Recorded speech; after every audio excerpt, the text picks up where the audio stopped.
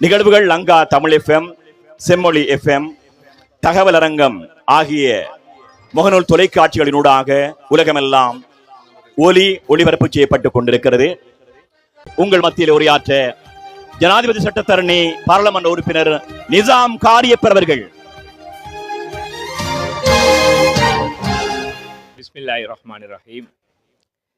தலைவருடைய அனுமதியில் அடிப்படையில் விழிப்பதை சுருக்கிக் கொள்வதற்கு அனுமதி தர வேண்டும். யாரை விழிக்க விட்டாலும் விழிக்க வேண்டிய இருவர் இருக்கின்றார்கள். அதில் ஒரு அற்புதம் என்னவென்றால், முன்னாள் தவிசாளர் இந்நாள் பாராளுமன்ற உறுப்பினர், இந்நாள் தவிசாளர் முன்னாள் பாராளுமன்ற உறுப்பினர். இன்று இங்கே வந்த பொழுது வருவதற்கு முன்பும் கட்சிக்கும் தலைமத்துவத்துக்கும் பல மாற்றுப்பட்ட கருத்துகள் வந்து கொண்டுதான் இருந்தது. எங்களை தலைவரை பொறுத்தவரையில் எந்த ஒரு சவாலும் அவர் பெருசாக அலட்டிக் கொள்வதில்லை. ஆங்காங்கே இந்த கூட்டத்தை ஒற்றுமையாக நடத்துவதில் சில சிக்கல் வரலாம் என்ற விடயங்களும் சொல்லப்பட்டது. ஆனால் அதற்கு எல்லாம் அப்பால் இந்த கூட்டம் மிக சிறப்பாகத்தான் நடக்கின்றது.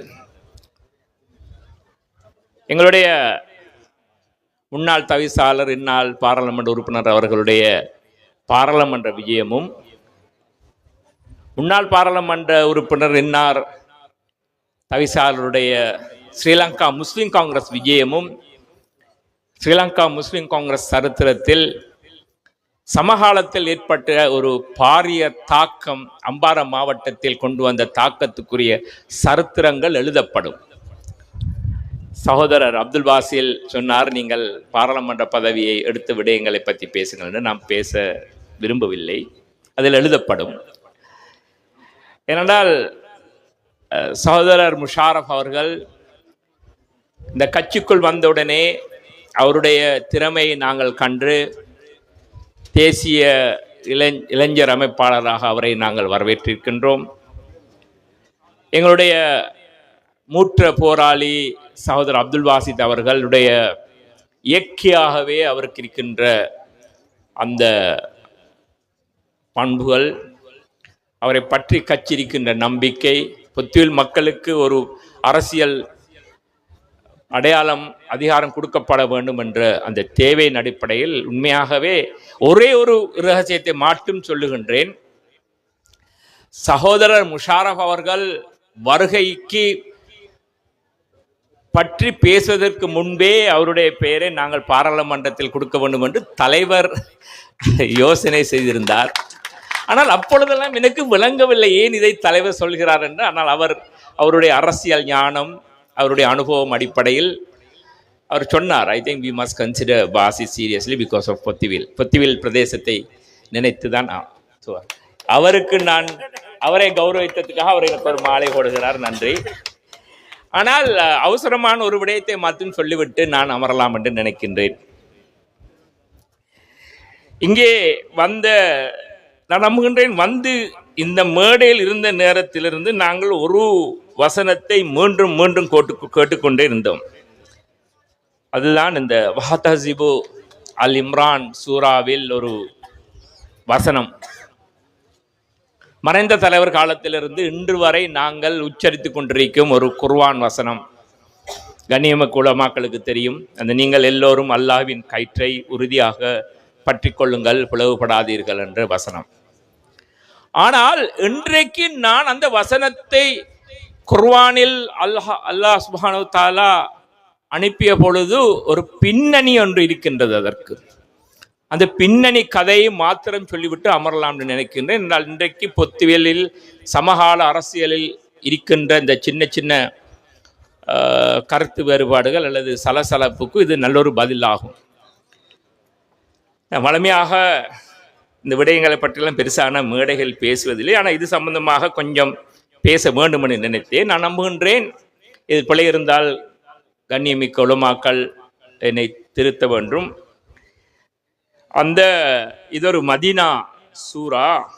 அந்த நாயகம் ஸல்லல்லாஹு அலைஹி வஸல்லம் அவர்கள் மதீனாவுக்கு ஹிஜ்ரிக்கு பிறகு வந்த பொழுது அங்கே இரு சாரார்கள் இருந்தார்கள். ஒன்றுதான் பெரிய குளங்கள். அது அவுஸ் அல் மற்றும் கஸ்ரஜ் என்று 2 ட்ரைப்ஸ் இருந்தது. இவர்கள் பல கிட்டத்தட்ட 100 வருடங்களாக போர் புரிந்த 2 ட்ரைப்ஸை சேர்ந்தவர்கள், 2 குலங்களைச் சேர்ந்தவர்கள். இவர்கள் இந்த நேரமும் சண்டை போட்டுக் கொண்டிருந்தார்கள். பாரிய யுத்தங்கள்லாம் நடைபெற்றது இவர்கள் 2 பேருக்கும் மத்தியில். நாயகம் ஸல்லல்லாஹு அலைஹி வஸல்லம் அவர்கள் மதீனாவுக்கு வந்த பொழுது இந்த 2 ட்ரைப்ஸும் இஸ்லாத்தை ஏற்றுக்கொண்டது. ஆனால் இது சம்பந்தமாக ஒரு ஆளுக்கு கொஞ்சம் பொறாமை. ஆறுன்னு தெரியுமோ தெரியாது உங்களுக்கு. அவர் என்ன பொத்திகளுக்கு அது நல்ல ரிலவன்ட். ஒரு யூதர் இருந்தார். அவருடைய பெயர் ஷாஸ் இப்னு கைஸ். இவரு கொஞ்சம் பொறாமை. நபிகள் ஸல்லல்லாஹு அலைஹி வஸல்லம் அவர்கள் வந்து மதீனாவில் இந்த தொடர்ச்சியாக தங்களுக்குள் சண்டை போட்டுக் கொண்டிருந்த இந்த இரு குரூப், இந்த 2 ட்ரைப்ஸையும் சேர்த்து வைத்து இஸ்லாம் என்ற அந்த கொடியுங்கள் கொண்டு வந்து அவர்களை ஒற்றுமைப்படுத்தி இஸ்லாத்தை பலப்படுத்தி கொண்டிருக்கின்ற சூழ்நிலையில் இவர்களை உடைத்து விட வேண்டும் என்று இந்த யூதருக்கு சின்ன ஒரு ஆசை. அவர் என்ன செய்வார் என்றால், அதற்கு முன்பு இந்த 2 ட்ரைப்ஸும் இவர்கள் பிரிந்து சண்டை பிடிக்கும் நேரத்தில் அந்த வசைப்பாடும் பாடல்களை கொஞ்சம் படிப்பார்கள். அப்பொழுது அந்த உணர்வு ரீதியாக உணர்ச்சி வசப்படுகின்ற அந்த குலத்தை சேர்ந்தவர்கள் பழைய ஞாபகங்கள் எல்லாம் வந்து பழைய தங்களை பற்றி அவதூறு பேசியதை பற்றி எல்லாம் அவர்களுக்குள் பேசி மீண்டும் அந்த சண்டையை உருவாக்குவதற்கு முயற்சி செய்வார்கள். அல்லாஹ் காப்பாற்ற வேண்டும். உங்கள் மத்தியிலும் பொத்திவிலில் முஸ்லிம் காங்கிரஸ் என்ற மரத்தின் கீழ் முஸ்லிம்கள் ஒற்றுமைப்பட்டு சகல அரசியல் அதிகாரங்களையும் பெற்றுக் கொள்கின்ற இந்த சூழ்நிலையில் இப்படி செய்த கைங்காரியத்தை செய்வதற்கு யூதர்கள் எப்படி அப்பொழுது இருந்தார்களோ அப்படியும் ஒரு சிலர் தங்களை அறியாமலே, தாங்கள் அதை பற்றி தெரிந்து கொள்ளாமலே இன்னொருடைய சதிக்கு ஆளாகலாம். நீங்கள் தெரிந்து செய்வதில்லை, உஷார்ல செய்யற. அவர போட்டோ பெருசா போடல, இவர போட்டோ பெருசா போடல, அவரை தூக்கிட்டு போன என்ன தூக்கிட்டு போகல. பாப்பா, யாரும் தூக்கிட்டு போக தேவையில்லை. இன்ஷா அல்லாஹ் இந்த கட்சி ஒரு விடயத்தை நீங்கள் மறந்துவிடக் கூடாது. நாங்கள் எவ்வளவுதான் இங்கே கலர்ஸ் காட்டிக்கொண்டு முஸ்பாதி பண்ணினாலும் மக்கள் மிக அவதானமாக கேட்டுக்கொண்டிருக்கிறார்கள், பார்த்து கொண்டிருக்கிறார்கள். இது ஒரு ஏஐ யுகம், ஆர்டிபிஷியல் இன்டெலிஜென்ஸ் யுகம்.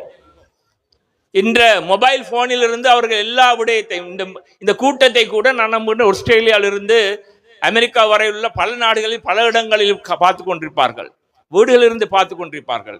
அவர்கள் எல்லாவற்றையும் அவதானித்துக் கொண்டிருக்கிறார்கள். ஆகவே நாங்கள் சும்மா எங்களுக்குள் அநியாயமாக சின்ன சின்ன, அது உண்மையிலேயே ஒரு வகையில் அதை நாங்கள் பொறுத்து போக வேண்டும். என்றால் சில வேளைகளில் இந்த 2 அரசியல் புள்ளிகள் சம்பந்தமாக அவர்களிடம் இருக்கின்ற அந்த அன்புக்காக, அந்த அன்பின் உசாருக்காகத்தான் அவர்கள் செய்வது. அவர் வேணுமென்றே இவர்களை பிரிக்க வேண்டும் அல்லது பிரச்சனை எடுக்க வேண்டும் என்பதற்காக செய்வதா நான் கருதவில்லை. ஆனால் 1-2 பேர் இங்கே இருக்க மாட்டார்கள், பின்னுக்கு இருந்து கொண்டு இவர்களை தூண்டி வைப்பதற்கு அவர்கள் முயற்சி செய்யலாம். ஆகவேதான் அவர்களிடமிருந்து உங்களை நீங்கள் காப்பாற்றிக் கொள்ளுங்கள். இல்லை என்றால் இந்த ஒற்றுமை அடிப்படையில் இந்த கிராமத்துக்கு, இந்த பிரதேசத்துக்கு, இந்த நகரத்துக்கு, இலங்கையில் ஆகவும் முக்கியமான ஒரு பிரதேசத்துக்கு ஒற்றுமைப்பட வேண்டிய முக்கிய காலகட்டத்தில் இருக்கின்ற அந்த பொத்திவிலுக்கு நாங்கள் ஒன்று சேர்ந்து அந்த அரசியல் தலைமைத்துவத்தை கொடுத்தியாக வேண்டும். என்ன விலை கொடுத்தாலும் பரவாயில்லை.